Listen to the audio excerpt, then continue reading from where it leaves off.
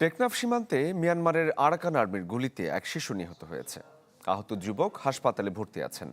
সকালে উপজেলার হোয়াইকং তেতছি ব্রিজ এলাকায় এই ঘটনা ঘটে। স্থানীয়রা জানান, 3 দিন ধরে মিয়ানমারের অভ্যন্তরে তোতারদ্বীপ এলাকায় ব্যাপক গোলাগুলি চলছে। আজ সকালে আরাকান আর্মি গুলি করতে করতে বাংলাদেশের ভেতরে ঢুকে পড়ে। এই সময় এক শিশু গুলিবিদ্ধ হয়ে মারা যায়। আহত হন আরও একজন। এই ঘটনার পর থেকে এলাকায় উত্তেজনা বিরাজ করছে। প্রতিবাদে বিক্ষোভ করেছেন স্থানীয়রা। পরে সেনাবাহিনী গিয়ে পরিস্থিতি শান্ত করে। গত বৃহস্পতিবারও আরাকান আর্মির গুলিতে এক জেলে আহত হন। কি বুঝলেন ভাই? অনলি যেটাই চাই। দর্শক, এই বিষয়ে আরো বিস্তারিত খবর জানাতে কক্সবাজার থেকে সহকর্মী আজিম নিহাদ আমাদের সাথে এই মুহূর্তে যুক্ত হয়েছেন। নেহাদ, আপনি নিশ্চয়ই আমাকে শুনতে পাচ্ছেন। আপনার কাছে জানতে চাই, এই ঘটনার পর আসলে আমাদের সীমান্তরক্ষী বাহিনী বা প্রশাসন থেকে কোনো বক্তব্য এখন পর্যন্ত এসেছে কিনা?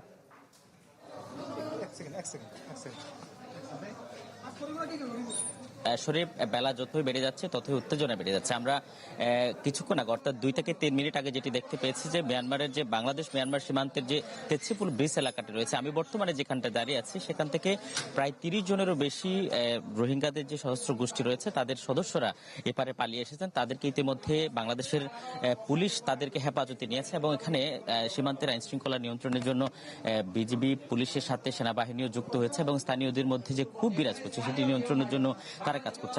আমি এই মুহূর্তে যেটি দেখাচ্ছি এটি আসলে কিছুক্ষণের গত 10 মিনিটের ব্যবধানে তারা মিয়ানমারের সীমান্ত অতিক্রম করে বাংলাদেশে প্রবেশ করে এবং তাদেরকে এখানে হেফাজতে নেওয়া হয়েছে।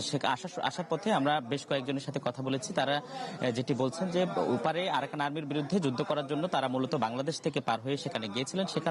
সেখানে আজকে তোতারদ্বীপ নামক যে এলাকাটি রয়েছে সেখানে তাদের মধ্যে সংঘর্ষ হয়। সংঘর্ষের এক পর্যায়ে সেখানে তাদের কয়েকজন মৃত্যু হয়েছে বলে তারা দাবি করছেন এবং আসার পথে আমরা গুলিবিদ্ধ অবস্থায় কয়েকজনকে দেখতে পেয়েছি। ফলে তারা যেটি বলছে সেখানে টিকতে না পেরে মূলত তারা এপারে চলে আসেন এবং ওখানে আরাকান আর্মি বাংলাদেশের সীমানার একবারে কাছাকাছি চলে আসে। ফলে সেখানে এই সীমান্ত এলাকা জুড়ে ব্যাপক উত্তেজনা বিরাজ করছে। আমি একটু যদি দেখাতে চাই যে এখানকার পরিবেশ, যেখানে তাদেরকে রাখা হয়েছে সেখানে ইতিমধ্যে আইন শৃঙ্খলা বাহিনী ঘিরে রেখেছে সেই এলাকাটি এবং পাশের যে এলাকাটি রয়েছে সেখানেও স্থানীয়রা বিক্ষোভ করছে।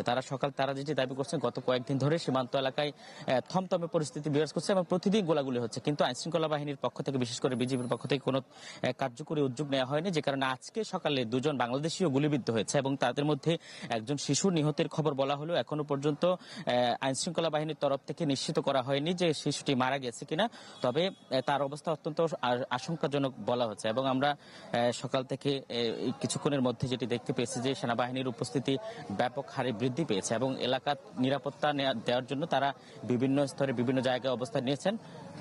সব মিলিয়ে আমি যদি একটু দেখাতে চাই যে রাস্তায় শত শত মানুষ কিন্তু অবস্থান নিয়েছে এবং বিশেষ করে স্থানীয়দের মধ্যে আতঙ্ক যেহেতু ছড়িয়ে পড়েছে, তাদের মধ্যে খুবও বিরাজ করছে যে তাদের যেটি দাবি বিজিবি কোনো ধরনের কার্যকরী পদক্ষেপ নেয়নি, যে কারণে আজকের এই পরিস্থিতি তাদেরকে দেখতে হয়েছে। তবে রোহিঙ্গাদের সশস্ত্র গোষ্ঠী যারা বাংলাদেশের অভ্যন্তরে পালিয়ে এসেছে তাদের সাথে কথা বলে যেটি জানতে পেরেছি, তাদের আরও বেশ কিছু সদস্য ওপারে অবস্থান করছে। তাদের উপর আরাকান আর্মি তাদের উপর হামলা করছে এবং তাদের মধ্যে উভয় পক্ষের যে সংঘর্ষ চলছে সেটি কখন নাগাদ শেষ হয় সেটি তারা বলতে পারছে না। তাদের অনেক সদস্য সেখানে আছে, তারাও বাংলাদেশে আসার জন্য চেষ্টা করছে বলে তারা আমাদেরকে জানিয়েছেন। এই ছিল মূলত হোয়াইকং সীমান্ত থেকে এই ছিল আমার কাছে এখানকার সর্বশেষ পরিস্থিতি। নেহাদ, ধন্যবাদ আপনাকে। দর্শক, সীমান্ত এলাকা থেকে সহকর্মী আজিম নিহাদ যুক্ত হয়েছিলেন আমাদের সাথে।